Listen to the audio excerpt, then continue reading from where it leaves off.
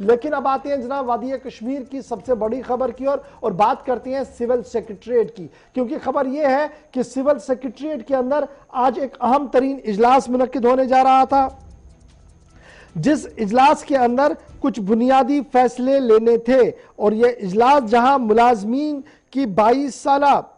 Service को मुकम्मल करने या 48 साल की उम्र की हद के पार अगर कोई था तो आर्टिकल 226 सबसेक्शन 2 का निफाज लगाया जाए, नहीं लगाया जाए, कैसे लगाया जाए, इस पर गुफ्तगू करनी थी। और इस सिलसिले में बाज़ाब्ता तौर पर पहले ही मीटिंग रिव्यू कमेटी, ये जो सरकार की जीएडी की तरफ से बाज़ाब्ता तौर पर सर्कुलर जारी किया गया था, जिसके तहत ये कहा गया था कि रिव्यू कमेटी जो है वो कॉन्स्टिट्यूट की गई थी सरकारी ऑर्डर के मुताबिक, और अब उसी ऑर्डर के तहत इस कमेटी का इजलास जो है वो तय पाया गया है। और आज ये इजलास एडिशनल चीफ सेक्रेटरी जो है, चेयरमैन जो इस कमेटी के हैं अतुल डल्लू साहब, जो आईएएस फाइनेंस कमिश्नर भी हैं, एडिशनल चीफ सेक्रेटरी भी हैं फाइनेंस डिपार्टमेंट के, उन्होंने आज इस इजलास को तलब किया था और सिविल सेक्रेटरीट के अंदर बाद सपहर यानी 3 बजे के बाद इस इजलास को तलब करने की बात कही गई थी। फाइनेंशियल कमिश्नर जो एडिशनल सेक्रेटरी होम डिपार्टमेंट है उन्हें भी बुलाया गया था, principal secretary to government housing urban development department उन्हें बुलाया गया था, principal secretary to lieutenant governor यहां पर मौजूद रहते, उसके साथ साथ principal secretary to government general administrative department और secretary department of law justice and parliamentary affairs को इस मीटिंग के अंदर मदऊ किया गया था। अब सवाल यह है कि जब यह मदऊ किया गया था और मामला मुलाजमीन के सीएसआर को लेकर था, तो क्या मजीद मुलाजमीन की छुट्टी मुतवक्का है? एक बड़ा सवाल है। क्या कुछ हुआ है सिविल सेक्रेटरीट के गलियारों के अंदर? सीधे रुख करेंगे जी सनम एजाज का, जो श्रीनगर से इस वक्त हमारे साथ है। सनम, बहुत शुक्रिया सर ज्वाइन करने के लिए।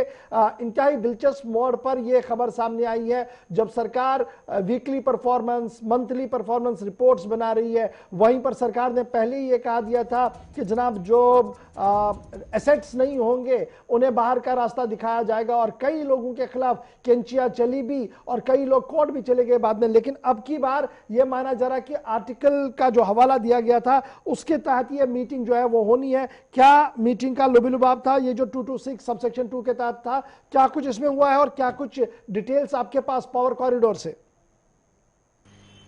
देखिए गौर, अगर 226 सब क्लास 2 यानी पिछले साल ये रिऑर्गनाइजेशन एक्ट जब जम्मू कश्मीर बना तब इसका इतलाक किया गया और इसमें तब तरामीम की गई, और तरामीम के मुताबिक 22 से 48 साल की एज यानी जिसकी मिनिमम सर्विस जो है वो 22 साल होगी और जिसने 48 साल की उम्र अटेंड की होगी, उसको सरकार अपनी कारकर्दगी या दूसरे मामलात को देखते हुए टर्मिनेट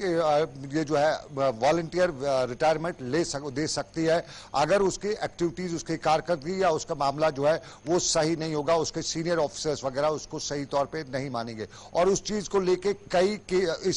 इस अमेंडमेंट का, इस कानून का इतलाक करते हुए कई सरकार के फैसले आए और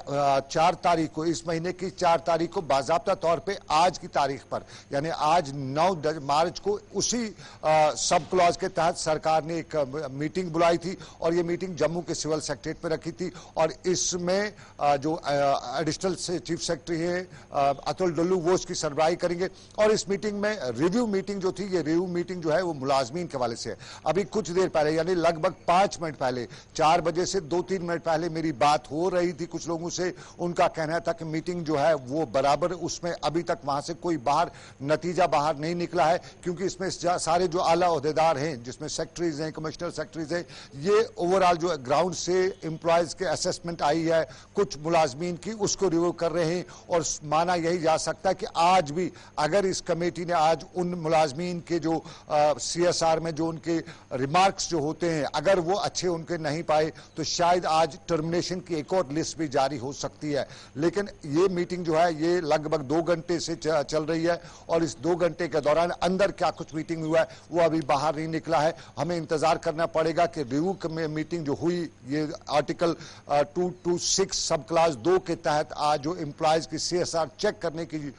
जो रिव्यू मीटिंग हुई उसमें क्या निकल के आता है ये हमें मालूम जल्द ही हो जाएगा। लेकिन माना यही जा रहा है, अंदाजा यही किया जा रहा है कि कुछ और छुट्टियां या कुछ और जो रिटायरमेंट हैं, जिसको कश्मीरी वॉलंटियर रिटायरमेंट कहा जाता है, वो